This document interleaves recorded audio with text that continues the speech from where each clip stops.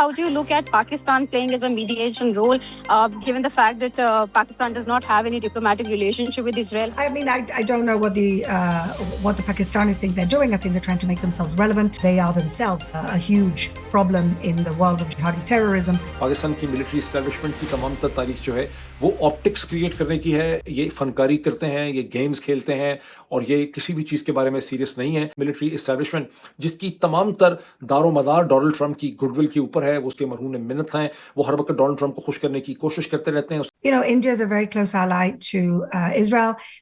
As you know, that your Prime Minister was here only a few days before the war, and we understand that India keeps great relations with everyone, and they can be a much better mediator, if you ask me. कि Pakistan supports terrorism. और दुनिया की क्या है कि मजबूरी है, आपको कहीं पाकिस्तानी चाहिए जब आपको कोई गंदा काम करवाना होता है जो और कोई ना करे। पाकिस्तान मुज़ाकरात करवा रहा है और ईरान बार बार कह रहा है भाई हम मुज़ाकरात का हिस्सा नहीं है। कौन से मुज़ाकरात हो रहे हैं?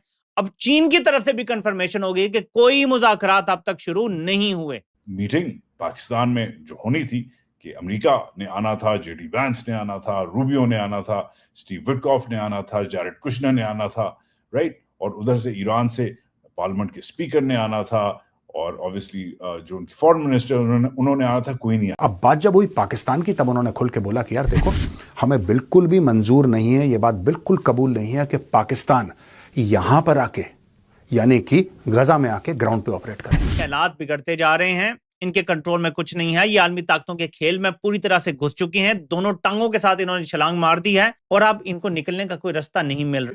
नमस्कार दोस्तों, आज जियोपॉलिटिक्स में एक इंटरेस्टिंग सीन देखने को मिला। पाकिस्तान ने खुद को अमेरिका और ईरान के बीच मध्यस्थ बताना शुरू कर दिया है।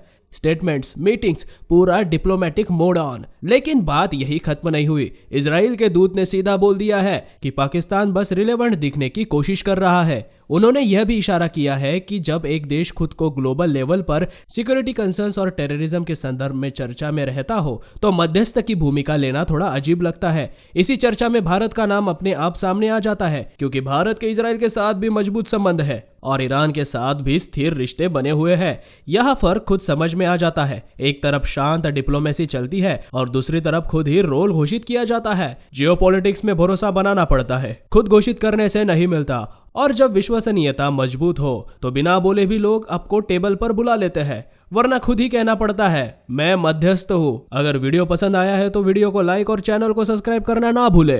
एक हफ्ता हो गया है, आहो नहीं आहो ब्रिगेड हमें कह रही है कि कोई पाकिस्तान मुज़ाकरात करवा रहा है और बस पाकिस्तान के कहने पर ही जो है ना वो सब कुछ रुका हुआ है। अरब ममालिक भी पाकिस्तान के पीछे खड़े हैं, अमेरिका भी पाकिस्तान की हाँ और ना में फैसले कर रहा है और ईरान भी पाकिस्तान की तरफ देख रहा है।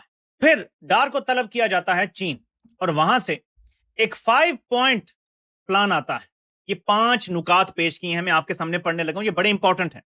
पहला नुकता, इमीडिएट सीजेशन ऑफ हॉस्टिलिटीज, फौरी तौर पे जंग बंदी। China and Pakistan call for immediate cessation of hostilities and utmost efforts to prevent the conflict from spreading. Humanitarian assistance must be allowed to all war affected areas. यानी इंसानी बुनियादों पे जो इमदाद है वो पहुंचनी चाहिए। जितने भी कॉन्फ्लिक्ट ज़दा इलाके हैं उन पे हर किस्म की हॉस्टिलिटीज खत्म होनी चाहिए, जंग फौरन बंद होनी चाहिए। दूसरा नुकता सबसे अहम है, सबसे अहम है, start of peace talks as soon as possible. Sovereignty, territorial integrity, national independence and security of Iran and the Gulf states should be safeguarded. Dialogue and diplomacy is the only viable option to resolve conflicts. China and Pakistan support the relevant parties in initiating talks with all parties committing to peaceful resolution of disputes and refraining from the use of the threat of the use of force during peace talks. Point number 2 कहता है कि start of peace talks as soon as possible. अमन के लिए मुज़ाकरात जितनी जल्दी मुमकिन हो सकें शुरू किए जाएं। गौर करें इन अल्फाज पे। तो ये जो एक हफ्ते से हमारी आओ नहीं आओ ब्रिगेड लगी हुई है कि पाकिस्तान मुज़ाकरात करवा रहा है और ईरान बार बार कह रहा है भाई हम मुज़ाकरात का हिस्सा नहीं है। कौन से मुज़ाकरात हो रहे हैं?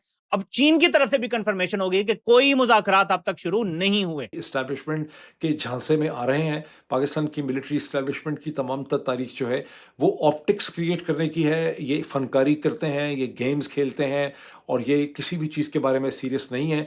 ये कैसे हो सकता है कि एक ऐसी मिलिट्री इस्टेब्लिशमेंट जिसकी तमाम तर दारो मदार डोनाल्ड ट्रंप की गुडविल के ऊपर है, उसके मरहूम मिन्नत हैं, वो हर वक्त डोनाल्ड ट्रंप को खुश करने की कोशिश करते रहते हैं, उसकी मर्ज़ी के खिलाफ कोई काम नहीं कर सकते। ये खुद से कोई इंडिपेंडेंट इनिशिएटिव चीन के साथ ले ही कैसे सकते हैं? और अगर कोई ऐसा इनिशिएटिव इन्होंने लिया है तो इन्होंने यकीनी तौर पे डोनाल्ड ट्रंप की ख्वाहिश पे या उनकी डिक्टेशन पे ऐसा इनिशिएटिव इन्होंने लिया होगा। ये उन लोगों की मैं बात कर रहा हूँ जिनको इनसाइड इन्फॉर्मेशन नहीं थी, ये उनका एक एक्सटर्नल ओरल एनालिसिस था। बदकिस्मती से जो इन्फॉर्मेशन मुझे मिली है अंदर से, वो बिल्कुल इस एक्सटर्नल पर्सपेक्टिव को मैच करती है। वो ये कि ये ट्रिप और जो कुछ भी पाकिस्तान कोशिश कर रहा है वो दर हकीकत डोनाल्ड ट्रंप उनकी टीम को फैसिलिटेट करने के लिए किया जा रहा है, जो ये समझते हैं कि चीन को अगर इस प्रोसेस का हिस्सा बना लिया जाए और अगर चीन इस प्रोसेस का हिस्सा बनता है तो फिर अमेरिका के वाइस प्रेसिडेंट जेडी वैंस भी ट्रैवल कर सकते हैं, कहीं मीटिंग हो सकती है प्रॉबेबली पाकिस्तान के अंदर, लेकिन ज़ाहिर है इसमें भी कोई फाइनल वर्ड नहीं है। और ये कि अगर चीन इस प्रोसेस का हिस्सा बन जाए तो फिर ईरान अंडर प्रेशर आएगा और ईरान ज़्यादा आसानी से ईरान को मजबूर किया जा सकता है कि इस क्राइसिस को ख़त्म करे, स्ट्रेट ऑफ हुर्मुज़ जो है वो खुल जाए और ईरान को कुछ दे दिला के फ़ारग किया जाए। अल्लाह अल्लाह खैर सलाह। देखिए साफ सीधी बात है,